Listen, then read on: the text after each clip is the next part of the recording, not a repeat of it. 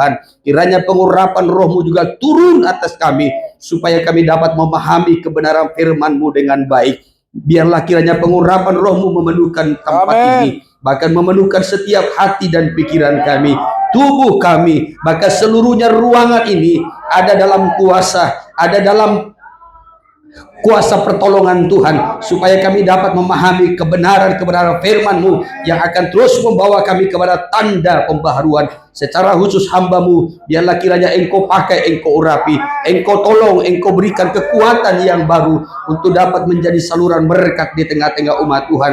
Terpujilah nama Tuhan. Di dalam nama Tuhan Yesus yang hidup, kami sudah berdoa, kami ucapkan syukur, dan kami sambut firman Tuhan dengan sukacita. Haleluya. Amin. Puji Tuhan, saya persilakan kembali duduk. Sekaliannya sidang jemaat yang dikasihi Tuhan, kita bersyukur buat kasih anugerah Tuhan bagi kita hingga sampai kesempatan siang ini. Biarlah segala pujian, hormat, syukur, dan kemuliaan selayaknya kita persembahkan bagi Yesus Kepala Gereja, mempelai via sorga yang sungguh mengasihi kita. Dan saya menyapa kita sekaliannya sidang jemaat Tuhan dengan kasih Kristus. Shalom. Lebih sukacita lagi, shalom. Iya, selamat hari raya Pentakosta bagi kita. Iya, puji Tuhan. Kiranya Tuhan memberkati kita di dalam limpah kasih anugerahnya. Kita tetap diberikan kekuatan, kesehatan, perpanjangan umur, untuk kita boleh terus semakin lebih lagi mempersiapkan diri untuk kita boleh menyambut kedatangan Tuhan kali yang kedua. Adapun hari ini ibadah kita adalah ibadah raya, sekaligus kita merayakan hari raya Pentakosta. Dan hari ini ibadah kita gabung, saudara, baik ibadah yang pertama dan ibadah yang kedua. Ya, saudara yang terkasih, saya sampaikan ya, tahun ini kita membuat momen yang tidak seperti biasanya pada tahun-tahun yang sudah kita lalui, tetapi hari ini kita buat momen ibadah raya, momen sekaligus perayaan hari raya Pentakosta. Kita buat dalam versi KKR, tetapi bukan untuk penjangkauan jiwa-jiwa, sekalipun mungkin ada ya saudara yang mungkin baru pertama kali tergabung di tengah-tengah ibadah kita di tempat ini. Puji Tuhan, Tuhan memberkati ya, tetapi tidak mengurangi semuanya itu. Kita merindu bahwasanya kita boleh mengalami kebangunan rohani di lokal kita ini, saudaraku, supaya api Pentakosta itu tetap menyala dalam kehidupan kita. Amin. Ya, saudara yang terkasih di dalam Tuhan, sekali lagi hari ini adalah di mana kita bukan hanya ibadah raya saja, tetapi kita merayakan hari raya Pentakosta. 10 hari yang lalu kita merayakan hari kenaikan Yesus ke sorga. Dan 50 hari yang lalu kita merayakan Paskah, kematian dan kebangkitan Kristus. Saya selalu menyampaikan, dalam tradisi bangsa Israel ada 3 hari raya yang sangat penting yang mereka selalu rayakan setiap tahunnya. Yang pertama-tama adalah hari raya Paskah, yang sejalan dengan hari raya roti tidak beragi. Ya, 50 hari kemudian mereka merayakan hari raya 7 minggu. Hari raya 7 minggu itu adalah hari raya syukuran, karena mereka ya memulai panen. Ya, lalu mereka bersyukur, ya saudaraku, itu yang disebutkan dengan hari raya 7 minggu. Setelah itu ada satu lagi hari raya, namanya hari raya Pondok Daun. Ya, dan untuk kita tentu gereja Tuhan, kita sudah merayakan hari raya Paskah, mengingat kematian dan kebangkitan Kristus 50 hari yang lalu. Dan hari ini kita merayakan hari raya Pentakosta. Dalam perjanjian baru, dalam Kisah Para Rasul pasal yang kedua, hari raya Pentakosta itu dikaitkan. Sekali lagi, yang pertama-tama 50 hari setelah Paskah. Yang kedua, hari raya Pentakosta itu dikaitkan dengan hari turunnya Roh Kudus. Dicurahkannya Roh Kudus kepada orang-orang percaya. Dan ketika Roh Kudus dicurahkan kepada orang-orang percaya, maka pada saat itulah lahirnya gereja. Iya, sekali lagi, lahirnya gereja, kekristenan itu adalah dimulai dari hari pencurahan Roh Kudus ataupun hari raya Pentakosta. Iya, saya sudah menyampaikan firman Tuhan dari Kisah Para Rasul pasal yang pertama. Setelah Yesus bangkit dari kematian, dia masih ada 40 hari di bumi ini. Dia menguatkan orang-orang percaya, murid-muridnya. Dia menampakkan diri baik kepada murid-muridnya, bahkan juga kepada 500 orang lebih dia pernah menampakkan diri. Saudara yang terkasih, setelah itu dia memberikan pesan, aku akan pergi ke rumah Bapa untuk menyediakan tempat bagimu. Setelah tempat itu selesai, maka aku akan datang kembali dan membawa kamu ke tempatku, supaya di tempat di mana aku berada, kamu pun berada. Setelah Yesus menyelesaikan pesan-pesan itu, maka terangkatlah ia, disaksikan oleh murid-murid dan ditutupi oleh awan-awan. Setelah itu maka murid-murid kembali ke Yerusalem, lalu mereka bertekun di dalam doa. Mereka bersehati, mereka selalu berkumpul bersama-sama sampai kepada hari raya 7 minggu dalam tradisi orang Israel. Saudara yang terkasih, pada waktu itulah Roh Kudus dicurahkan kepada mereka. Dan mereka yang berkumpul pada waktu itu ada sekitar 120 orang. Ya, lalu ketika mereka dipenuhkan dengan Roh Kudus, ada tanda-tanda yang bisa dilihat, disaksikan oleh orang banyak, yaitu ada nyala api, lidah-lidah api turun kepada mereka masing-masing, hingga pada mereka masing-masing kepada 120 orang ini.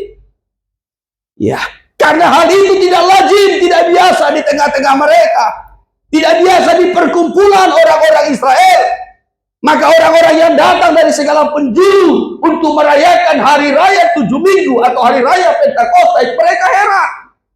Mereka melihat kenapa ada lidah-lidah api tetapi mereka tidak terbakar. Lalu yang lain yang tidak mengerti mulai sedikit menyindir. Ada yang berkata, oh itu mabuk anggur. Sementara yang lain berkata, bagaimana mungkin? Masih jam 9 pagi sudah mabuk. Tidak mungkin. Pada waktu itulah tampillah Petrus. Ia memulai khotbahnya. Ia mengutip dari kitab Yesaya dan berkata bahwasanya inilah yang difirmankan Allah. Aku akan mencurahkan roh kepada semua manusia. Laki-laki dan perempuan, tua dan muda, hamba dan merdeka, baik anak-anak, orang-orang muda, teruna-teruna, sampai kepada orang-orang tua mendapat mimpi, mendapat penglihatan. Mereka menuai ada tanda-tanda ajaib dan mukjizat-mukjizat. Ketika mereka melihat api Roh Kudus, yang sering kali kita sebutkan dengan api Pentakosta. Api Pentakosta menunjuk kepada api Roh Kudus yang hinggap memenuhi orang-orang percaya. Sekali lagi, api Roh Kudus ini ternyata bukan hanya kepada rasul-rasul, tapi untuk semua orang percaya. Amen. Anak-anak, orang-orang muda, orang-orang tua sekalipun. Amin. Amin. Maka saya memberikan tema bagi kita pada hari ini, kuasa api Pentakosta. Ini dikutip dari Kisah Para Rasul pasal yang kedua dari ayat 17 sampai kepada ayatnya yang ke-21. Tadi saya sudah sampaikan secara sekilas bagaimana mereka itu dipenuhkan dengan Roh Kudus dari ayat 1 sampai kepada ayat 4. Tetapi saya kutip yang menjadi tema dan nats bagi kita hari ini adalah kuasa api Pentakosta dari pasal yang kedua ayat 17 sampai kepada ayat 21. Ini isi khotbah daripada Petrus. Ayat 17. Akan terjadi pada hari-hari terakhir, demikianlah firman Allah. Iya. bahwa aku akan mencurahkan rohku ke atas semua manusia. Terus. Maka anak-anakmu laki-laki dan perempuan akan bernubuat, Ya. dan teruna-terunamu akan mendapat penglihatan-penglihatan, Ya. dan orang-orangmu yang tua akan mendapat mimpi. Terus juga. Juga ke atas hamba-hambaku laki-laki dan perempuan Terus. akan kucurahkan rohku pada hari-hari itu. Ya, terus. Dan mereka akan bernubuat. Ya, terus. Dan aku akan mengadakan mukjizat-mukjizat di atas di Ya, langit, terus. dan tanda-tanda di bawah di bumi, Ya. darah dan api dan gumpalan-gumpalan asap. Terus. Matahari akan berubah menjadi gelap gulita, Ya. dan bulan menjadi darah. Terus. Sebelum datangnya hari Tuhan, hari yang besar dan mulia itu. Lanjutkan 21. Dan barang siapa yang berseru kepada nama Tuhan akan diselamatkan. Amin. Amin. Puji Tuhan, saudaraku. Sekali lagi Petrus mengutip nats ini, ya, baik dari kitab Yoel, bahkan juga dari kitab Mazmur, bahkan juga dari kitab Yesaya, soal Roh Kudus. Kalau kita melihat dalam ayat 17 tadi, akan terjadi pada hari-hari yang terakhir. Hari-hari terakhir. Sekarang adalah hari yang terakhir. Ya, saya selalu menyampaikan kita berada pada akhir zaman. Dan bukan hanya sekedar akhir zaman, tapi akhir dari akhir zaman. Sebelum kesudahan zaman. Pada hari-hari terakhir, ya, demikianlah firman Allah, bahwa aku, kata Tuhan, akan mencurahkan rohku ke atas semua, manusia. Ada manusia yang hadir hari ini. Amin. Ada manusia yang hadir. Amin. Roh Tuhan akan tercurah atas saudara. Amin. Roh Kudus akan turun atas saudara hari ini. Amin. Amin. Amin. Ya, akan terjadi pada hari-hari yang terakhir. Tuhan akan mencurahkan rohnya atas semua manusia. Maka anak-anakmu laki-laki dan perempuan akan bernubuat. Ada anak-anak di sini? Laki-laki ada? Loh, ada anak laki-laki? Gak ada. Ada anak perempuan? Ada anak laki-laki? Wah, Tuhan. Selain yang dua ini, selain laki-laki dan perempuan ada? Antara laki-laki dan perempuan ada? Loh. Perempuan ada? Anak perempuan? Lambaikan tanganmu. Anak laki-laki, lambaikan tanganmu. Kok ibu-ibu yang angkat tangan? Ya. Tuhan akan mencurahkan rohnya ke anak-anakmu laki-laki dan perempuan. Amin.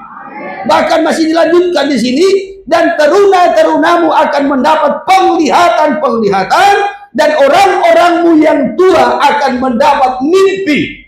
Ada teruna-teruna muda? Amin. Ada teruna-teruna muda? Angkat tanganmu. Loh, di sini gak ada orang muda. Saya suruh angkat tangan, bukan dada. Di sini gak ada orang muda.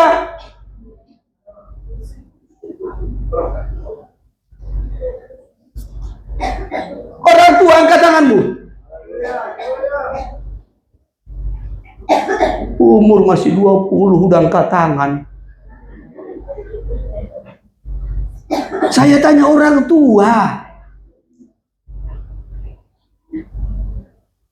Ya. Tuhan berkata bahwasanya Ia akan mencurahkan rohnya di hari-hari yang terakhir ini, menjelang kedatangannya kembali atas semua manusia, baik anak-anak laki-laki dan perempuan, teruna-teruna muda, bahkan orang-orang tua sekalipun. Kenapa Tuhan mencurahkan rohnya kepada semua? Kenapa bukan hanya kepada orang-orang muda? Kenapa bukan hanya kepada anak-anak? Tuhan tahu apa yang menjadi kebutuhan kita orang percaya. Tuhan mengerti keterbatasan kita. Tuhan tahu apa yang kita butuhkan supaya kita layak menyambut Dia yang akan datang. Maka ia mencurahkan rohnya ke atas semua manusia. Maka Roh Kudus itu dicurahkan, lalu memenuhi manusia, memenuhi hidup manusia. Saya mau menyampaikan 3 poin yang sangat penting hari ini. Yang pertama-tama, Roh Kudus memenuhi hidup manusia atau hidup orang percaya. Itu yang pertama. Apa? Roh Kudus memenuhi hidup orang percaya. Kalau dikatakan memenuhi hidup manusia itu terdiri dari 3 bagian. Yang pertama-tama adalah roh ataupun hati manusia. Ya, saudara tadi manusia kan? Saudara punya hati? Jujur, saudara punya hati? Ya. Yang kedua, area hidup manusia yang kedua itu adalah pikiran. Apa? Saudara punya pikiran? Ya. Serius? Saudara punya pikiran? Ada yang tidak punya pikiran? Ya. Baru yang ketiga, area hidup manusia itu adalah tubuh. Apa? Tubuh. Saudara masih punya tubuh? Belum gentayangan. Haleluya. Iya. Jadi Tuhan memenuhkan hidup manusia. Hidup manusia itu terdiri dari 3 area yang sangat penting. Yang pertama-tama hati. Bicara tentang hati itu menyangkut emosi dan perasaan. Di hati manusia itulah emosi dan perasaan. Maka kalau hatinya berubah, emosinya berubah-ubah juga. Kalau hatinya berubah, hatinya terganggu, maka perasaannya terganggu. Pernahkah hati saudara terganggu? Pernah. Amin. Berarti perasaanmu pernah terganggu? Pernah. Haleluya. Amin. Iya. Itu jawaban yang sangat rohani. Ya, amin. Haleluya. Iya. Jadi area hidup manusia yang pertama itu adalah hati manusia. Di hati manusialah ada emosi. Di hati manusialah ada perasaannya. Maka kalau hati manusia itu dipenuhkan dengan Roh Kudus, maka hati manusia itu akan diubah. Sehingga dalam hati manusia itu ada damai sejahtera. Ada damai, peace. Ya. Di hati manusia itu ada kebaikan. Di hati manusia itu ada cinta. Di hati manusia itu ada kasih sayang. Di hati manusia itu ada kelembutan. Ketika hati manusia itu dipenuhkan dengan Roh Kudus, maka Roh Kudus akan mengilhami hatinya. Sehingga di hati itu ditaruhnya cinta. Di hatinya ditaruhnya kasih sayang. Di hatinya ditaruhnya kelembutan. Di hatinya ditaruhnya kebaikan. Di hatinya ditaruhnya sukacita. Di hatinya ditaruhnya damai sejahtera. Ketika hati manusia itu dipenuhkan dengan Roh Kudus. Tapi bukan hanya hati manusia. Roh Kudus juga akan memenuhi pikiran manusia. Bicara tentang pikiran, ya, itu adalah area tempat di mana manusia berpikir, menciptakan ide-ide, bahkan juga menghasilkan keputusan ataupun pilihan-pilihan. Itu dalam pikiran. Maka dalam pikiranlah ada ide. Ya, pikiran ini memikirkan hal-hal, ya saudaraku, menciptakan, ya, melahirkan ide-ide, melahirkan pilihan. Itu pikiran. Maka kalau pikiran manusia dipenuhkan Roh Kudus, maka pikiran manusia itu memikirkan hal-hal yang baik, memilih hal yang baik. Kalau pikiran manusia itu dipenuhkan dengan Roh Kudus, maka pikiran manusia itu dapat mengerti, dapat memahami firman Allah, bisa membedakan antara yang bohong dengan yang benar. Kalau pikiran manusia itu dipenuhkan dengan Roh Kudus, baru area yang ketiga adalah tubuh.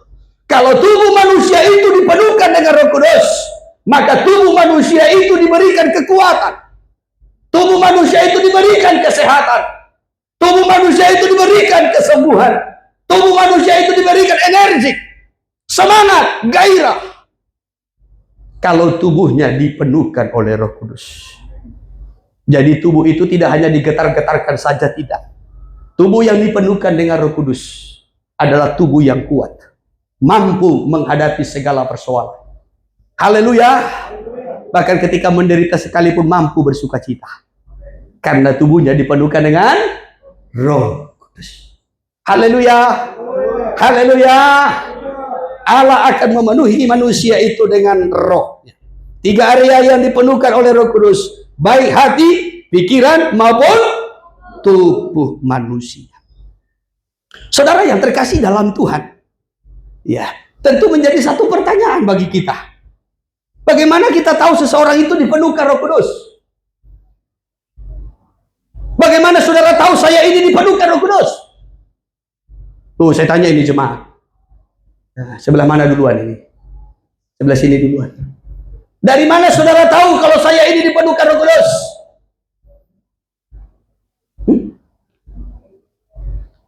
Apa? Memakai ganti kata Pak Deon. Salah itu. Ya, sebelah sini. Ya, dari mana saudara tahu kalau saya ini penuh dengan Roh Kudus? Loh. Dari mana saudara tahu seseorang itu penuh dengan Roh Kudus? Wajah. Hah? Buah. Puji Tuhan. Bahasanya. Ada lagi yang lain? Hah? Bahasanya. Dari apanya? Dari kantongnya? Ya. Saudara yang terkasih dalam Tuhan, seseorang yang dipenuhkan dengan Roh Kudus itu, ya, tentu ada kerinduan yang mendalam dengan Tuhan. Ya, kerinduan yang sangat mendalam dengan Tuhan. Kerinduan ingin dekat dengan Tuhan. Maka biasanya seseorang yang dipenuhkan dengan Roh Kudus memiliki satu kerinduan yang begitu mendalam kepada Tuhan. Maka itu nanti akan ditunjukkan, saudaraku, dari ekspresinya. Ya, bagaimana dia selalu rindu bersekutu dengan Tuhan melalui doa, melalui penyembahan. Hidupnya selalu penuh dengan pujian, pengagungan kepada Tuhan. Ya. Selalu memiliki hati yang bersyukur kepada Tuhan. Kerinduan untuk membaca firman Tuhan, bahkan memperkatakan, menyaksikan firman Tuhan, menyaksikan imannya itu kepada orang-orang lain. Ini tanda seseorang itu dipenuhkan dengan Roh Kudus. Ya, jadi selalu ada semangat, selalu ada gairah. Baik dalam berdoa, dalam menyembah, dalam memuji Tuhan, ya, baik dalam membaca firman Tuhan, memperkatakan firman Tuhan, menyaksikan firman Tuhan kepada orang lain, menyaksikan imannya, bagaimana hidupnya mengalami perubahan, bagaimana hidupnya mengalami transformasi, berbeda dari yang sebelumnya. Kalau sebelumnya dia tidak pernah tahu tentang firman Allah, sekarang dia punya kerinduan untuk belajar. Kalau sebelumnya tidak pernah berdoa, tidak tahu menyembah, sekarang dia punya kerinduan, selalu rindu, selalu haus, selalu ingin untuk membangun hubungan dengan Tuhan.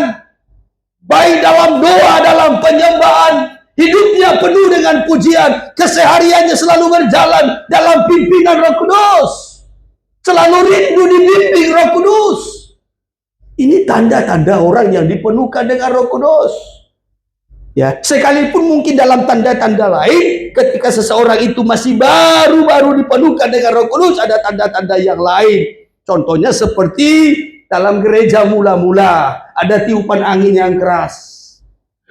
Ketika aku dipenuhkan Roh Kudus pertama kali, ketika aku dibaptiskan Roh Kudus pertama kali, aku merasakan seperti ada tiupan angin yang kencang, yang keras. Boleh-boleh saja. Ya. Mungkin ada orang berkata, aku seperti mengalami ada api yang turun atasku. Boleh-boleh saja. Mungkin yang lain berkata, aku seperti melihat terang yang lebih terang dari matahari. Boleh-boleh saja. Yang lain mungkin berkata, lidahku ini ingin berkata-kata, mengungkapkan, menyampaikan bahasa-bahasa yang baru yang tidak pernah aku pelajari. Boleh-boleh saja. Itulah bahasa Roh Kudus. Tetapi itu tanda-tanda yang lain. Tetapi saya mau sampaikan tanda-tanda yang umum dalam hidup seseorang ketika dipenuhkan dengan Roh Kudus, dia selalu rindu bersekutu dengan Tuhan.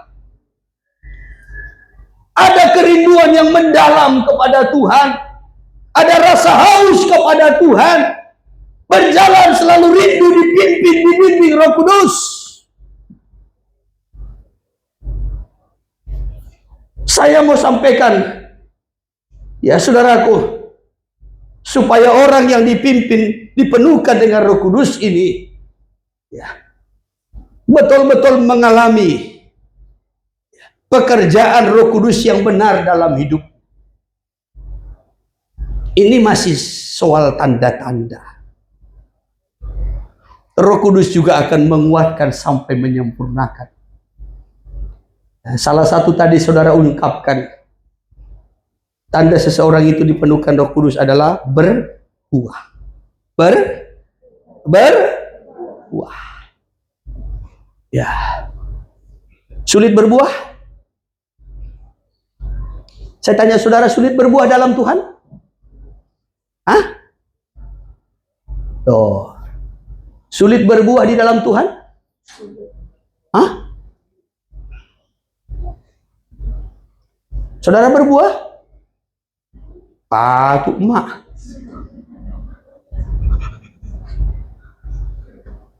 Sulit berbuah dalam Tuhan? Gak sulit. Ya, gak sulit berbuah dalam Tuhan, enggak. Ya. Saudara pernah lihat mangga? Amin. Ya, itu kan ada pohonnya, ada rantingnya. Ya, maka buahnya itu dari daun. Dari dahan. Hah? Dari ranting. Oh, puji Tuhan. Ya, jodoh bihamote. Ya. Saudara yang terkasih, apakah kalau kita berkata, "Hei ranting," ya muncul buah? Muncul? Ada prosesnya. Ya. Bagaimana supaya ranting itu berbuah? Gampang saja. Ya. Dia nempel saja, melekat saja pada pohon, dengan sendirinya dia akan menghasilkan, memunculkan buah. Kan gak sulit kan? Ya, dia hanya nempel saja, melekat saja pada pohon itu, dengan sendirinya buah keluar. Saudara mau berbuah gampang. Ya, melekat saja pada pokok anggur, itulah Yesus. Maka dengan sendirinya buah-buah itu akan muncul, kan gak sulit.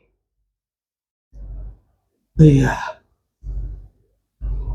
Jadi orang Kristen yang berbuah gak sulit. Hanya persoalannya, maukah kita nempel, melekat pada pokok atau enggak? Ya, jangan sebentar melekat, ya sebentar, ya sebentar keluar, sebentar melekat, sebentar keluar, sebentar melekat. Saudara tidak akan berbuah. Ya, melekat pada pokok. Ini tanda-tanda orang yang dipenuhkan dengan Roh Kudus. Tetapi kembali saudaraku, tadi saya berjanji menyampaikan 3 hal yang sangat penting dalam pekerjaan Roh Kudus kepada orang-orang percaya. Yang pertama-tama, pekerjaan Roh Kudus kepada orang percaya memenuhi hidup orang percaya. Baik tadi hatinya, pikirannya, dan tubuhnya. Amin. Ya, kalau Roh Kudus memenuhi kehidupan orang percaya, Tuhan sendiri berkata, "Aku akan menaruh rohku di dalam hatimu." Di mana? Dalam hatimu. Supaya roh itu berdiam dalam hatimu. Kalau Tuhan menaruh rohnya dan kita membuka hati kita terhadap Roh Kudus, terhadap Roh Tuhan di hati kita, ya, kitab Yeskiel pasal 36 dari ayat 26 sampai kepada ayat 31, kalau kita membaca di situ ada hasil yang sangat luar biasa. Orang-orang yang dipenuhkan dengan Roh Kudus, hasilnya itu luar biasa. Yang pertama-tama, seseorang itu memiliki kemampuan untuk mentaati firman Tuhan. Yang kedua, seseorang itu memiliki kemampuan untuk melepaskan diri dari segala ikatan belenggu perhambaan, perbudakan dosa, ataupun dari tabiat-tabiat dosa. Iya, ayat 26 saya kutip. Yeskiel 36 ayat 26. Kamu akan kuberikan hati yang baru dan roh yang baru di dalam batinmu. Ya, terus. Dan aku akan menjauhkan dari tubuhmu hati yang keras. Terus. Dan kuberikan kepadamu hati yang taat. Terus. Rohku akan kuberikan diam di dalam batinmu. Apa kata Tuhan? Rohku kuberi berdiam dalam batinmu, dalam hatimu. Berdiam, ya. Ya, bukan keluar masuk. Berdiam. Terus. Dan aku akan membuat kamu hidup menurut segala ketetapanku. Kalau rohku berdiam dalam batinmu, di hatimu, kalau rohku memenuhi hatimu, maka aku akan membuat kamu hidup menuruti atau mentaati firmanku ataupun ketetapan-ketetapanku, kata Tuhan. Jadi yang memampukan kita untuk mentaati firman Tuhan adalah Roh Kudus. Kalau firman Tuhan berkata, kuduslah kamu, untuk mentaati firman itu, yang memampukan kita adalah Roh Kudus. Kalau firman Tuhan berkata, jangan sekali-kali meninggalkan pertemuan-pertemuan ibadahmu, yang memampukan kita untuk mentaati itu adalah firman Tuhan dalam pertolongan Roh Kudus. Yang memampukan kita untuk mentaati ketetapan-ketetapan Allah adalah Roh Kudus. Saudara tidak akan pernah mampu taat. Hukum Taurat hanya 613. Tetapi bangsa Israel tidak mampu mentaati. Hanya 613 hukum Taurat. Mereka sudah melihat perbuatan Tuhan, keajaiban Tuhan, kebesaran Tuhan, mujizat-mujizat Tuhan, penyertaan Tuhan. Mereka sudah lihat. 40 tahun mereka di padang gurun dipelihara Tuhan. Soal kemudian tidak mengganggu pikirannya. Tetapi mereka tidak mampu untuk taat. Walau hukum itu hanya 613. Saya pun dan saudara tidak akan pernah mampu mentaati firman Tuhan, tidak akan pernah mampu bertekun dalam ibadah, tidak akan pernah mampu setia dalam melayani, tidak akan pernah mampu kita berkorban, memberi tanpa Roh Kudus. Karena itulah Tuhan tahu keterbatasan kita, kelemahan kita. Maka Ia memberikan Roh Kudus di hati, supaya kita mampu untuk mentaati segala ketetapanku dan tetap berpegang pada peraturan-peraturanku dan melakukannya, kata Tuhan. Kutaruh rohku. Ya. Jadi supaya kita mampu untuk taat. Anak-anak, remaja-remaja, orang-orang muda mampu untuk taat. Kalau hidupmu dipenuhi Roh Kudus.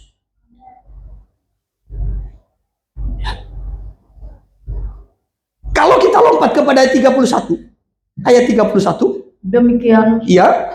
Dan kamu akan teringat-ingat kepada kelakuanmu yang jahat. Ya. Dan perbuatan-perbuatanmu yang tidak baik. Terus. Dan kamu akan merasa mual melihat dirimu sendiri. Terus. Karena kesalahan-kesalahanmu dan perbuatan-perbuatanmu yang keji. Ayat 31 ini dikatakan begini. Kamu akan mengingat perbuatan-perbuatanmu yang lalu. Karaktermu, tabiatmu yang lama. Tapi oleh pertolongan Roh Kudus, kamu mampu melepaskan itu.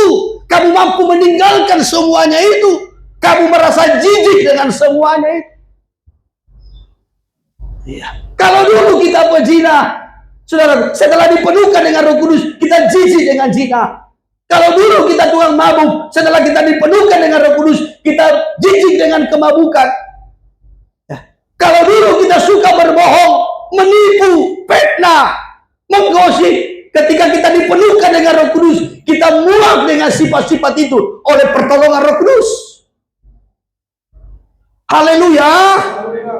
Ya, jadi Roh Kudus yang memampukan kita untuk mentaati firman Allah. Roh Kudus juga yang memampukan kita untuk meninggalkan sifat tabiat dosa. Rasul Paulus menyampaikan kepada jemaat di Roma dalam suratnya, dalam Roma pasalnya yang ke-7 sampai Roma pasalnya yang ke-8. Kalau dalam Roma pasal 7, sebenarnya kalau kita baca itu mulai dari ayat 14 sampai kepada ayat 25. Tapi saya akan kutip dimulai dari ayat 20 saja. Dimulai dari ayat 20 saja. Jadi jika aku berbuat apa yang tidak aku kehendaki, Ya. maka bukan lagi aku yang memperbuatnya, Terus. tetapi dosa yang diam di dalam Dosa aku. yang diam di dalam aku. Ya. Ini ya, beratnya dosa. Beratnya tabiat. Kita punya keinginan yang baik. Kita rindu hal-hal yang rohani, tetapi kita tidak mampu melakukannya. Kenapa? Karena beratnya tabiat-tabiat dosa. Karena beratnya tabiat-tabiat dosa. Jadi Roma pasal 7 ayat 20 sampai 25 ini menyatakan betapa beratnya tabiat dosa. Saya kutip terjemahan firman Allah yang hidup dulu. Terjemahan firman Allah yang hidup. Dari ayat 20 sampai kepada ayat 25. Demikian firman Tuhan dalam firman Allah yang hidup. Iya. Sekarang apabila saya melakukan suatu hal yang tidak saya kehendaki, Ya. persoalannya sudah jelas. Ya. Dosa masih menguasai saya dalam cengkeramannya. Apakah saudara pernah melakukan yang tidak saudara kehendaki? Pernah? Saudara tidak ingin bohong, tetapi saudara justru melakukan bohong? Pernah? Saudara tidak ingin mencuri, tetapi justru saudara mencuri. Saudara tidak ingin menipu, tetapi justru saudara menipu. Saudara ingin hidup benar, saudara ingin hidup rohani, tetapi justru yang saudara lakukan adalah dosa, kejahatan, percabulan, kenajisan. Ya. Kenapa demikian? Karena beratnya tabiat dosa. Beratnya tabiat dosa. Terus dulu, lanjutkan. Rupanya sudah merupakan suatu kenyataan hidup. Suatu kenyataan hidup. Terus. Bahwa apabila saya ingin melakukan yang benar, Saya ingin melakukan yang benar. Terus. saya malah melakukan yang salah. Justru yang saya lakukan yang salah. Ya. Ada anak-anak, remaja, orang-orang muda.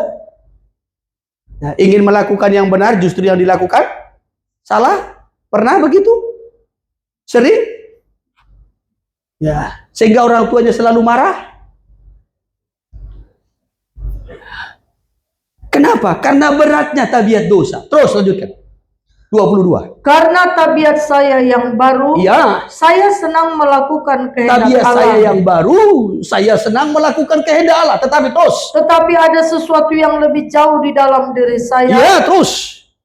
Di dalam tabiat saya yang rendah, Ya, yang berperang dengan pikiran saya, terus dan menang serta menjadikan saya hamba dosa yang masih ada di dalam diri saya. terus. Dalam pikiran saya ingin menjadi pelayan Allah yang penurut. Saya ingin menjadi pelayan Allah yang penurut, Tetapi sebaliknya, Ya. saya sadar bahwa saya masih diperhamba oleh dosa. saya sadar kalau saya masih berada dalam perhambaan dosa. Ya, jadi ada satu perseteruan dalam dirinya sendiri. Ya, ingin menjadi hamba Allah, tetapi justru sebaliknya hamba dosa. Ingin melakukan kebenaran, justru yang dilakukan kesalahan. Ingin melakukan perkara-perkara rohani, justru yang dilakukan perkara-perkara daging. Jadi dari Roma pasal yang ke-7 ayat 20 sampai 25 ini kita melihat betapa beratnya tabiat dosa. Tetapi saya mau tunjukkan dalam kelanjutannya, Roma pasal 8 ayat 1 dan 2 menunjukkan, menyatakan betapa hebatnya kuasa Roh Kudus. Haleluya. Roma pasal 8 ayat 1 dan 2, terjemah sekarang. Demikian firman Tuhan. Iya. Hidup oleh roh. Iya. Demikianlah sekarang tidak ada penghukuman bagi mereka yang ada di dalam Kristus Yesus. Terus. Roh yang memberi hidup telah memerdekakan Roh dalam Kristus. yang memberi hidup telah memerdekakan kamu dalam Kristus. Dari hukum dosa dan hukum maut. Dari hukum dosa, dari tabiat dosa, dan dari maut. Jadi Roma pasal 7 ayat 20 sampai 25 tadi, saudaraku, menyatakan betapa beratnya tabiat-tabiat dosa. Tetapi Roma pasal 8 ayat 1 dan 2 menyatakan betapa hebatnya kuasa Roh Kudus. Amin. Yang mampu melepaskan, memerdekakan kita dari segala tabiat-tabiat dosa, bahkan dari kuasa maut. Haleluya. Karena itulah Allah mau memberikan Roh Kudus memenuhi hidup manusia, baik rohnya, hatinya, baik pikirannya maupun tubuhnya, supaya manusia mampu untuk mentaati firman Allah, supaya manusia, orang-orang percaya, mampu lepas dari tabiat-tabiat dosa. Kembali kepada kitab Yeskiel pasal 36. Yeskiel pasal 36 ayat 26 sampai 27. Roh Kudus yang memenuhi orang percaya akan memampukan orang percaya untuk taat. Ayat 31 akan memampukan orang-orang percaya lepas dari tabiat-tabiat dosa yang begitu berat. Amin. Maka kita melihat hasilnya. Ayat 28 sampai 30. Ya.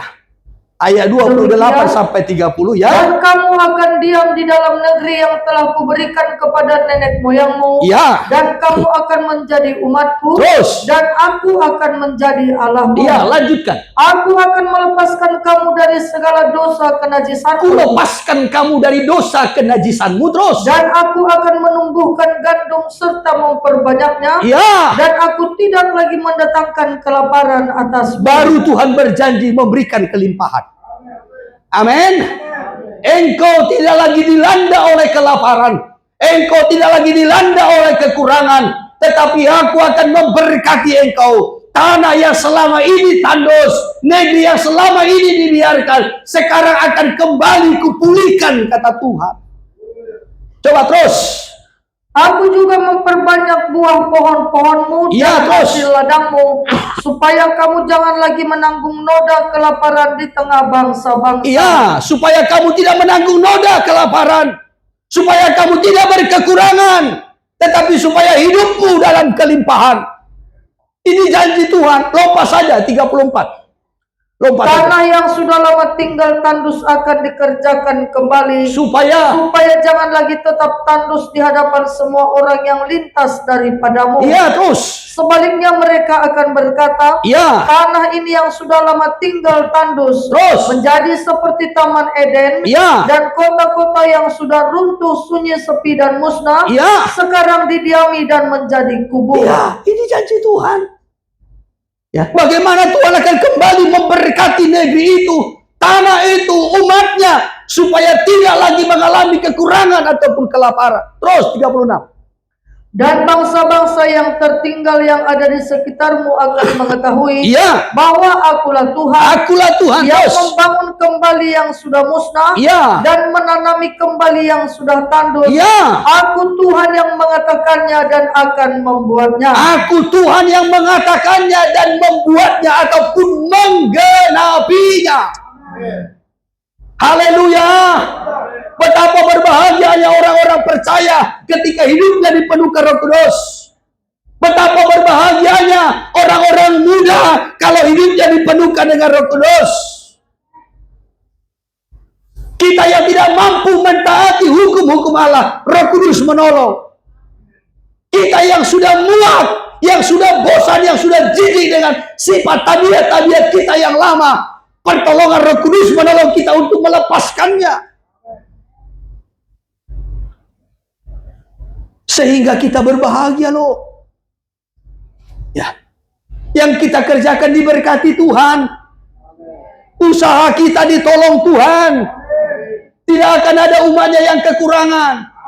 Tetapi justru dikatakan ayat 36, justru bangsa-bangsa di sekelilingmu, orang-orang di sekitarmu akan melihat bahwasanya engkau punya Allah yang hebat. Engkau punya Tuhan yang hidup.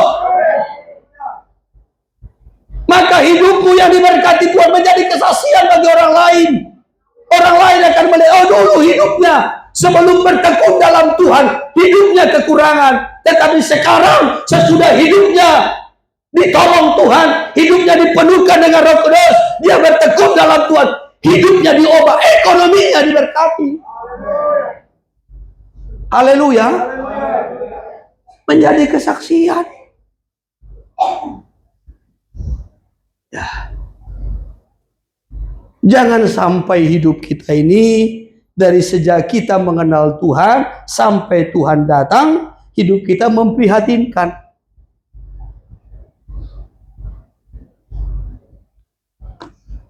Kita berkata Tuhan kita hebat, Allah kita dahsyat, tidak ada yang seperti Dia. Alami kedahsyatan Tuhan dalam hidup. Alami kedahsyatan Tuhan dalam keluargamu. Alami kedahsyatan Tuhan dalam pekerjaan usahamu. Haleluya. Ya, jadi hal yang pertama, Tuhan akan memenuhkan hidup kita dengan Roh Kudus. Baik hatinya, pikirannya, dan tubuhnya. Sehingga mampu untuk taat, mampu meninggalkan dosa. Dan Tuhan akan memberkati. Poin yang kedua, Roh Kudus akan memenuhi, mengurapi. Supaya kita mampu untuk melayani. Ya, sekali lagi Roh Kudus akan mengurapi supaya kita mampu untuk melayani. Kalau tadi fokusnya kepada pribadi kita, sekarang fokusnya kepada pelayanan. Lukas pasal yang keempat, saya kutip dari ayat yang ke-18 sampai kepada ayat 19.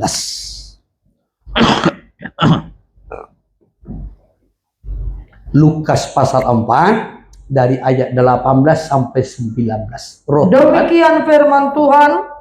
Roh Tuhan ada padaku, Ya. oleh sebab Ia telah mengurapi aku, Ya. untuk menyampaikan kabar baik kepada orang-orang miskin. Terus. Dan Ia telah mengutus aku, Ya. untuk memberitakan pembebasan kepada orang-orang tawanan, Ya. dan penglihatan bagi orang-orang buta, Ya. untuk membebaskan orang-orang yang tertindas, untuk memberitakan tahun rahmat Tuhan telah datang. Iya, puji Tuhan. Ini yang kedua. Kalau tadi yang pertama, memenuhi orang percaya. Baik hati, pikiran, dan tubuhnya. Supaya punya kemampuan. Ini untuk diri kita. Tetapi yang kedua ini, diurapi untuk pelayanan. Saudara tidak perlu diurapi kalau saudara tidak melayani. Tuhan tidak akan mengurapimu. Tetapi engkau diurapi, tujuannya untuk pelayanan. Maka Lukas pasal yang keempat ayat 18 ini mengatakan tadi begini. Roh Tuhan ada padaku, oleh sebab Ia, Tuhan, telah mengurapi aku. Mengurapi aku. Masih koma. Ada kelanjutannya. Ya. Untuk menyampaikan kabar baik kepada orang-orang miskin, dan Ia telah mengutus aku. Menyampaikan kabar baik kepada orang-orang miskin, yang miskin secara rohani. Menyaksikan ya, Tuhan kepada orang-orang yang belum mengenal Tuhan. Itu tujuannya. Ya. Maka kenapa diurapi? Saudara tidak perlu diurapi Tuhan supaya enak tidurmu, tidak. Bukan itu tujuan pengurapan. Tuhan, urapi aku supaya malam ini enak tidurku, tidak.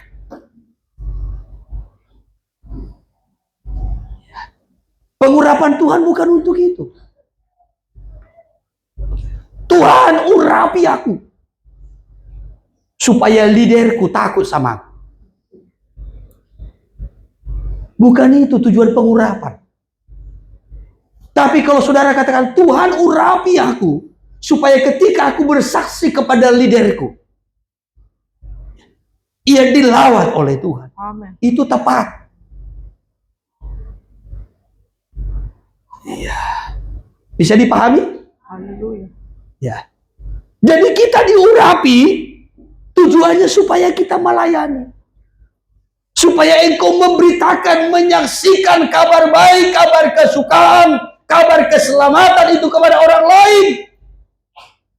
Ya, bahkan berlanjut ayat 9, untuk memberitakan pembebasan kepada orang-orang tertawan, orang-orang yang berada dalam tawanan dosa, orang-orang yang berada dalam ikatan dosa, orang-orang yang berada dalam belenggu iblis, supaya mengalami kelepasan, orang-orang yang terikat, orang-orang yang kerasukan, kesurupan apa lagi? Kerohan, ya. Supaya dibebaskan. Haleluya. Haleluya. Ya. Saya kalau sekarang sudah jarang ya melayani orang-orang yang kesurupan. Kalau dulu kan sering dibawa ke pelayanan kita di sini pun sering dibawa. Ya, kalau saya dari dulu kalau berhadapan dengan orang yang kesurupan atau kerasukan begitu saudaraku, saya nggak mau terlalu heboh, nggak langsung main tengking-tengking, nggak, aku biarkan saja. Ya, sampai setannya bosan dan pergi sendiri. Ya, kan beberapa kali, ya, kalau dibawa kemari begitu. Ya, Pak, doakan. Ya, biarkan dulu situ. Ya, biar kulihat dulu siapa yang paling jugul, dia atau aku. Ya, biarkan, pelototin aja. Ya, udah sadar sendiri. Kenapa, saudara? Kita menyadari dalam diri kita ada pengurapan. Amin. Ya, gak perlu sini dalam nama Yesus.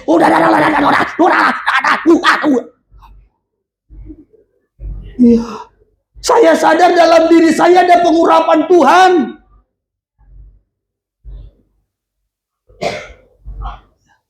Orang setan dalam hadirat Tuhan saja nggak kuat, nggak mampu.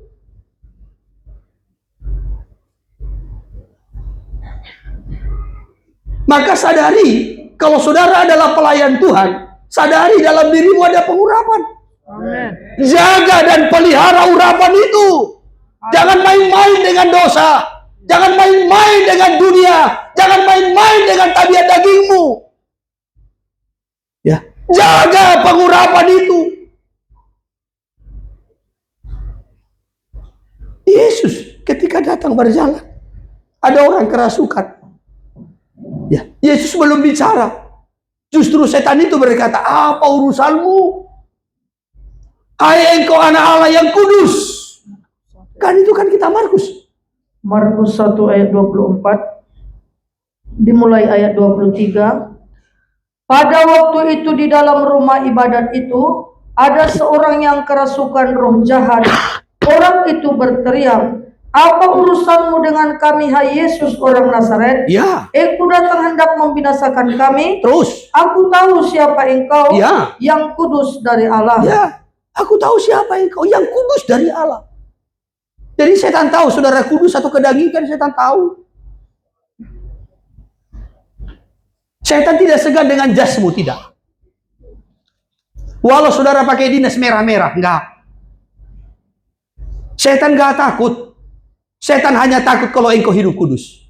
Amin. Setan hanya takut kalau engkau taat kepada Allah. Tunduklah kepada Allah, lawanlah iblis, maka iblis akan lari. Kan itu Alkitab catat. Olohihamu madebata Alohamu masih polisi, dungi maporus maimana siak kamu. Kan begitu. Ya. Tunduk kepada Allah, taat kepada Allah, baru lawan iblis. Saudara nggak taat kepada Allah, lawan iblis, tengking iblis. Dalam nama Yesus, setan iblis, roh jahat, roh apapun engkau. Ya, karena nggak tahu lagi namanya kan. Ya. Hai engkau Lucifer, Legion, entah apapun. Pokoknya tidak Gideon.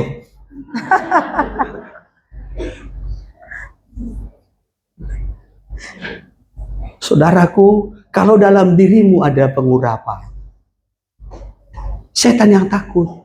Amin. Ya, kecuali tidak ada dalam pengurapan. Saudara yang takut. Ya, setan kau takut ya? Sama-sama takut.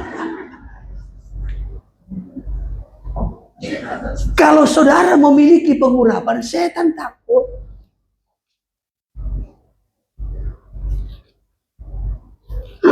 Haleluya. Ya. Jadi kita diurapi supaya kita mampu melayani.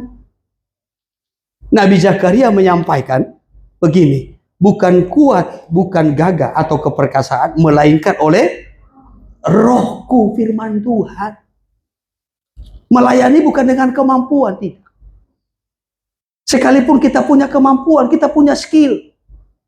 Ya, tapi jangan pernah mengandalkan kemampuanmu, skillmu. Saya pun punya skill. Ya, punya ilmu berkhotbah, punya. Ya, orang bertahun-tahun belajar homiletik. Ya, bertahun-tahun juga belajar hermeneutik, ilmu menafsir.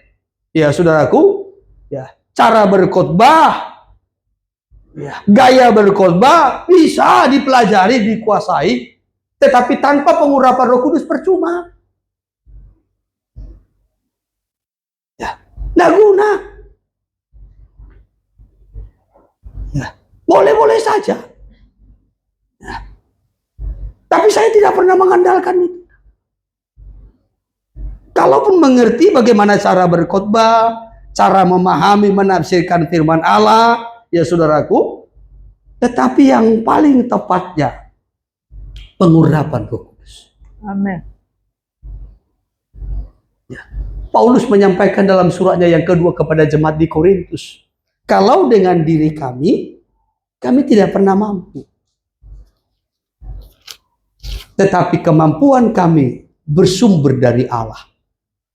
Kami melayani dengan pertolongan Roh Kudus.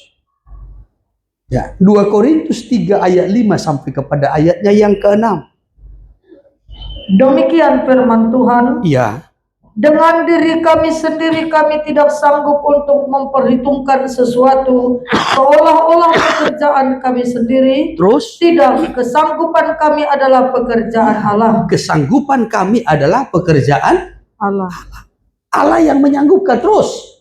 Ialah membuat kami juga sanggup menjadi pelayan-pelayan dari suatu perjanjian baru. Terus? Yang tidak terdiri dari hukum yang tertulis, Ya. tetapi dari roh. Sebab hukum yang tertulis mematikan, Terus? tetapi roh menghidupkan. Roh menghidupkan.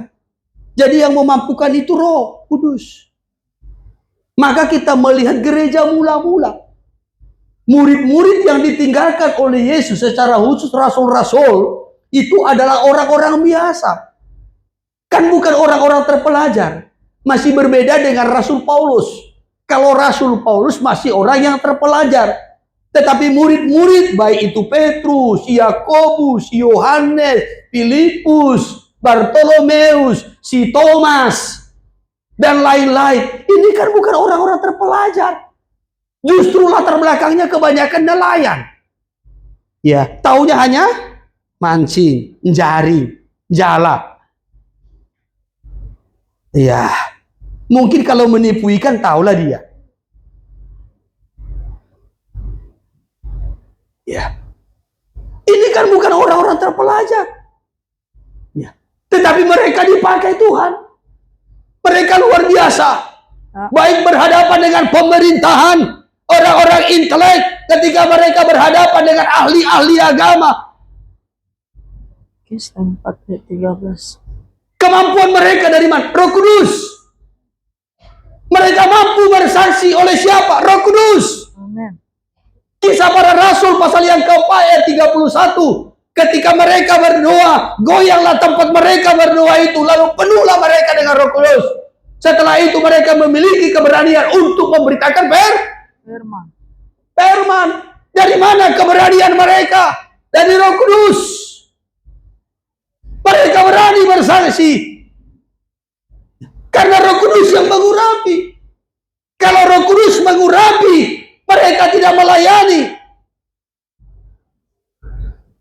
Saudaraku, hidupnya tidak akan tenang. Salah satu contoh kalau saya kutip, Nabi Yeremia diurapi Tuhan. Supaya apa? Supaya bersaksi. Supaya memberitakan firman. Supaya melayani. Supaya menyampaikan, memperingatkan umat Tuhan. Hai umat Tuhan, persiapkan dirimu, bertobatlah. Kalau tidak, engkau akan dibuang Tuhan 70 tahun ke Babel. Karena beratnya pelayanan, sulitnya pelayanan, banyaknya tekanan dari orang-orang yang dilayani. Yeremia nggak mau melayani. Sementara Tuhan sudah mengurapinya. Maka ketika Yeremia tidak mau melayani, ia berkata, di dalam hatiku ada seperti nyala api yang berkobar-kobar. Aku tidak mampu menahannya. Ya, aku sudah putuskan, aku tidak mau cerita tentang Tuhan. Aku tidak mau bersaksi tentang Tuhan. Tetapi ketika aku menolak itu, dalam hatiku ada nyala api yang berkobar-kobar. Tandanya kalau saudara diurapi Tuhan, engkau tidak akan pernah tenang sebelum engkau bersaksi. Haleluya. Ya. Yeremia pasal yang ke-20 ya. Ayat 9.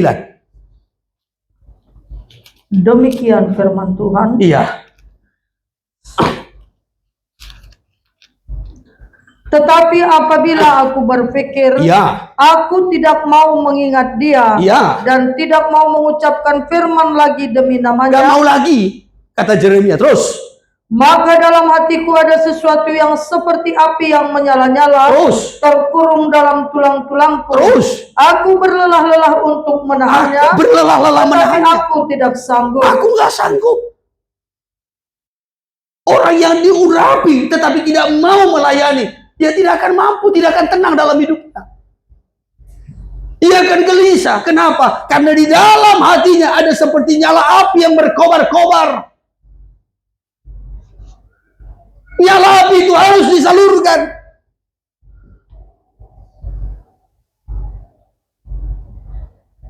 Jadi kalau kita berkata kita dipenuhkan Roh Kudus, kita diurapi Roh Kudus, tetapi kita tidak punya semangat melayani, itu bukan pengurapan roh. Saya mau sampaikan, orang yang diurapi oleh Roh Kudus itu akan membangkitkan semangatnya melayani. Ketika dia berusaha pun untuk berhenti melayani, cuti, pensiun melayani, karena merasa beratnya tekanan, beratnya pergumulan dalam pelayanan, ia tidak akan tenang. Karena hatinya selalu membara. Haleluya.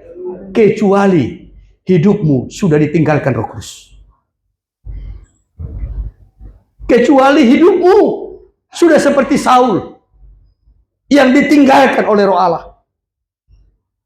Itu tinggal menunggu waktu. Tapi pengurapan itu akan menolong kita, membangkitkan gairah semangat. Pengurapan itu akan membuat pelayanan kita itu indah. Akan membuat pelayanan kita itu bergairah. Ya.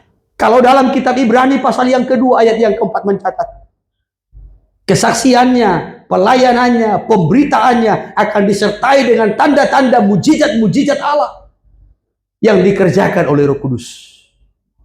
Haleluya. Haleluya. Jadi Roh Kudus itu mengurapi supaya pelayanan kita itu indah. Pelayanan kita itu bergairah. Amin. Dalam pelayanan kita itu ada tanda-tanda ajaib, mujizat-mujizat Allah yang menyertainya, meneguhkan pelayanan kita. Haleluya. Haleluya. Ya, itu tujuannya kenapa diurapi. supaya kita dimampukan dalam melayani Tuhan. Dan ingat, tanpa pengurapan roh, pelayanan yang tanpa pengurapan roh, penggembalaan yang kehilangan pengurapan roh, di dalamnya hanya akan ada pemberontakan. Yang akan bergejolak di dalamnya adalah pemberontakan. Kalau di tengah-tengah pelayanan ini, saudaraku, roh sudah meninggalkan pelayanan ini, maka yang akan ada di tengah-tengah pelayanan ini adalah orang-orang yang memberontak. Yang paling menonjol itu adalah roh pemberontakan. Kalau hidupmu tidak diurapi oleh Roh Kudus, maka hatimu akan penuh dengan pemberontakan. Kita melihat sejarah perjalanan bangsa Israel dalam Bilangan pasal 11. Bilangan pasal 11, saudaraku, ya, ketika dipilih 70 tua-tua yang akan mendukung, mendampingi Musa dalam pelayanan penggembalaan, maka dipenuhkanlah mereka dengan Roh Kudus. Roh yang ada pada Musa itu turun kepada mereka. Itu toh? Amin. Ya. Tetapi persoalannya tidak berkelanjutan. Coba saya kutip satu ayat saja.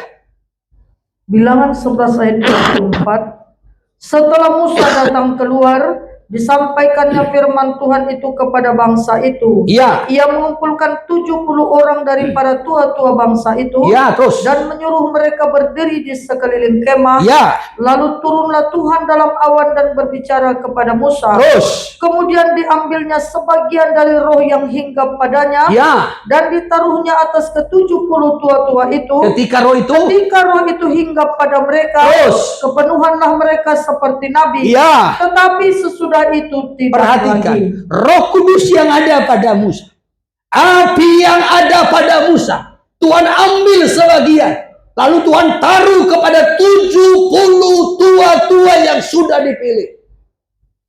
Maka 70 tua-tua itu penuh dengan Roh Kudus. Ya, penuh dengan Roh Kudus.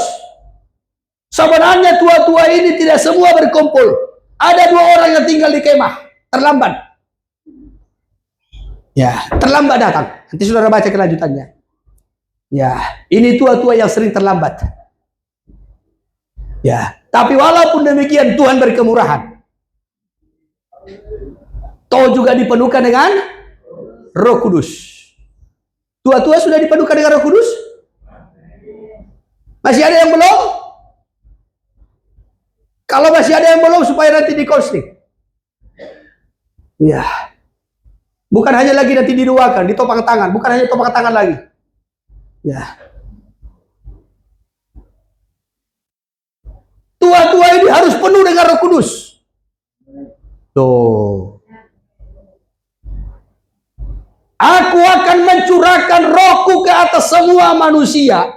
Anak-anakmu laki-laki dan perempuan, teruna-terunamu akan mendapat penglihatan, dan orang-orangmu yang tua mendapat mimpi setelah dipenuhkan dengan Roh Kudus. Mimpi artinya di situ visi, pandangan, kerinduan, cita-cita yang besar. Haleluya. Orang tua punya mimpi. Punya mimpi. Ini bukan bicara tentang mimpi buruk, tidak. Ya. Tapi punya kerinduan, punya cita-cita. Ya. Mimpiku, anakku akan menjadi hamba Tuhan. Wah, kan begini kan. Ada yang orang tua yang mimpinya anaknya jadi hamba Tuhan? Ada ya? Ya, tapi jangan lihat karena hamba Tuhan jadi berkati Tuhan, jangan. Ya, dulu saya ingat mana si Melki ini. Si Melki ini dulu kerinduan jadi hamba Tuhan. Dulu, sekarang nggak tahu. Ya, maka dulu dia ketika masih kecil kan, ya, dia ikut sisiran saya. Ya, cara sisirannya pun ikut saya. Ya, gayanya ya banyak ikut saya. Ya, sekarang sudah remaja, sudah berubah. Ya, mudah-mudahan ya jadilah Melki yang sesungguhnya di hadapan Tuhan. Ya, Bila perlu diperpanjang Melkisedek. Ya, imam besar, imam damai sejahtera, Salem. Ya kan begitu, saudara. Ya, Joshua juga mau jadi hamba Tuhan. Ya, seperti tulang gembala, puji Tuhan. Ya, tapi jangan kelihat jasnya. Ya, jangan lihat kalau jadi hamba Tuhan di mimbar kelihatan seperti urapannya makin ganteng begitu. Lu jangan lihat itunya. Ya. Oh, jangan lihat sudah diberkati banyak uangnya, dari mana tahu. Ya. Sama seperti anak kita si Lambue, si Mika, si Amos. Ya, mereka di teras pastori. Oh, penggembala sudah kaya, oh penggembala sudah kaya. Menurut dari mana penggembala sudah kaya?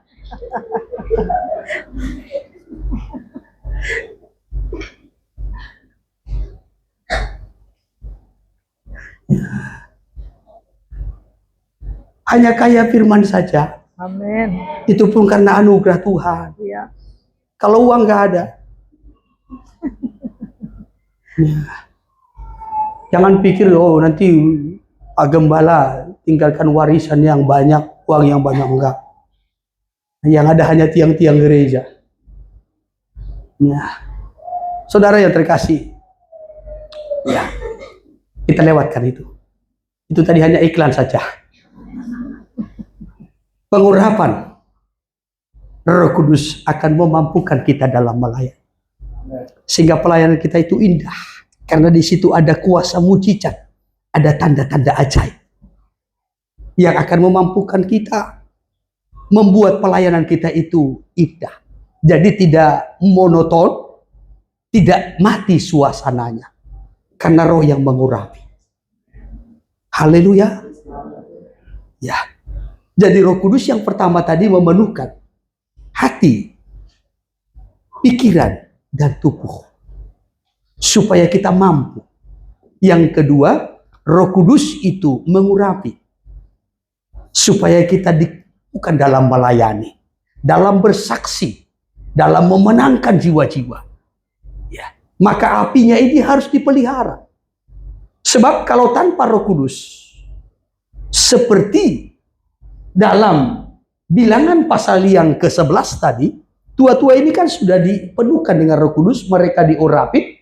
Namun perhatikan ini, kalimat terakhir. Tetapi sesudah itu, Tidak lagi. sesudah itu, Tidak lagi. tidak lagi, berhenti. Mereka tidak terus-menerus dalam kepenuhan Roh Kudus. Perhatikan hasilnya. Bilangan 12 ayat 1 dan seterusnya. Perikopnya saja. Pemberontakan Miriam dan Harun. Apa? Apa yang ada? Pemberontakan. Ya. Jadi kalau Roh Kudus sudah tidak memenuhi, tidak lagi mengurapi, yang ada pemberontakan. Pada pasal 13 ayat 25 sampai 33 itu juga adalah pemberontakan. Siapa di situ yang memberontak? 10 pengintai. Ya, 10 pengintai. Harun dan Miriam memberontak. Padahal Harun dan Miriam itu adalah abang dan kakak yang harusnya kan mendukung. Ya, maka keluarga pun kalau tidak dipenuhkan dengan Roh Kudus, yang muncul nanti roh pemberontakan. Orang-orang yang kita harapkan, orang-orang yang kita inginkan untuk mendukung seperti 10 pengintai yang diutus, kalau juga tidak dipenuhkan dengan Roh Kudus, akan memberontak. Jemaat juga kalau tidak dipenuhkan dengan Roh Kudus, pasal 14 ayat 1. Pemberontakan umat Israel. Pemberontakan umat. Ya. Sampai pasal 15, bahkan sampai pasal 16. Pasal 16 ayat 1 sampai 3. Perikopnya saja. Pemberontakan Korah, Datan, dan Abiram. Ya, bersama dengan 250 pemimpin. Iya. Jadi sejak berhentinya Roh Kudus, tidak lagi mengurapi, tidak lagi dipenuhkan Roh Kudus. Mulailah muncul pemberontakan. Jadi baik para pelayan-pelayan Tuhan, hamba Tuhan, jemaat Tuhan, kalau tidak dipenuhkan dengan Roh Kudus, yang muncul nanti adalah roh-roh pemberontakan.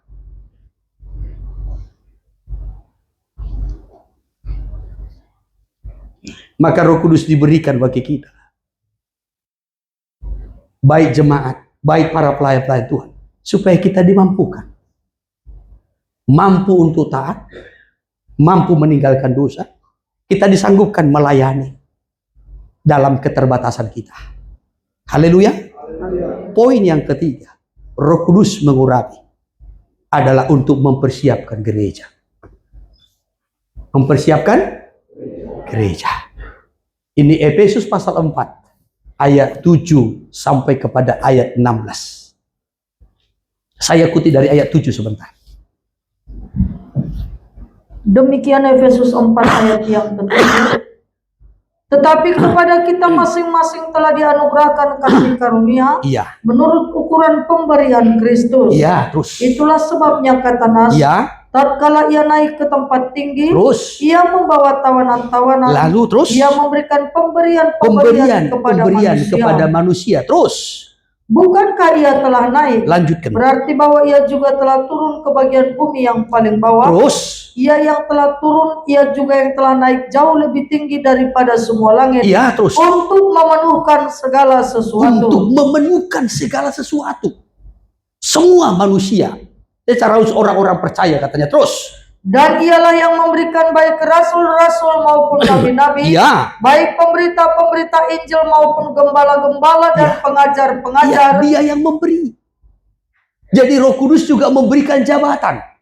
Baik kepada rasul, para nabi, para pemberita Injil, para gembala, bahkan para pengajar guru. Ya, untuk apa ini? Kalau kita lanjutkan ayat 2 sampai kepada ayatnya yang ke-16, untuk melengkapi orang-orang kudus bagi pekerjaan pembangunan tubuh Kristus. Itulah gereja. Jadi Roh Kudus itu mempersiapkan gereja. Melalui siapa? Melalui orang-orang yang dilengkapi, melalui orang-orang yang dipilihnya, melalui orang-orang yang ditentukannya. Ya. Orang-orang yang dipenuhkannya dengan rohnya. Baik itu tadi para rasul, para nabi, para pemberita Injil, gembala, dan para pengajar. Maka saya sampaikan bahwasanya, ya, jabatan rasul, jabatan nabi, jabatan penginjil, jabatan gembala dan guru ataupun pengajar, itu bukan profesi. Tapi itu adalah panggilan Tuhan. Ya, sekali lagi, itu bukan profesi. Seorang gembala bukan profesi, tapi panggilan Tuhan, ketetapan oleh Roh Kudus. Rasul, walaupun tidak lagi ada hitungan rasul, tetapi ada pekerjaan rasul. Nabi, tidak lagi ada hitungan nabi, saudaraku, karena Yesuslah, Nabi Isa lah nabi yang terakhir. Haleluya. Setelah itu tidak ada lagi nabi.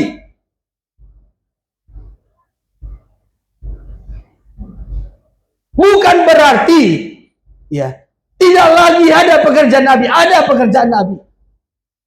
Baik berbuat, menyampaikan firman nubuat, menyampaikan kebenaran, menyampaikan teguran. Ini pekerjaan nabi. Walaupun hitungan nabi itu tidak lagi ada. Ya, tapi semua itu untuk melengkapi. Amin. Melengkapi siapa? Gereja. Supaya gereja siap menyambut kedatangannya kembali. Supaya gereja kudus dan sempurna. Maka sangat jelas kalau kita melihat ayat 11 ini. Panggilan baik itu sebagai rasul, sebagai nabi, pemberita Injil, gembala, pengajar ataupun guru. Bukan profesi.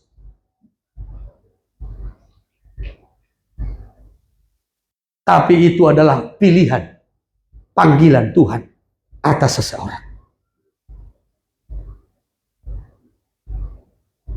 Tujuannya bukan untuk memenuhi kebutuhan. Tidak. Bukan untuk mencari popularitas. Tidak. Bukan. Tapi melengkapi.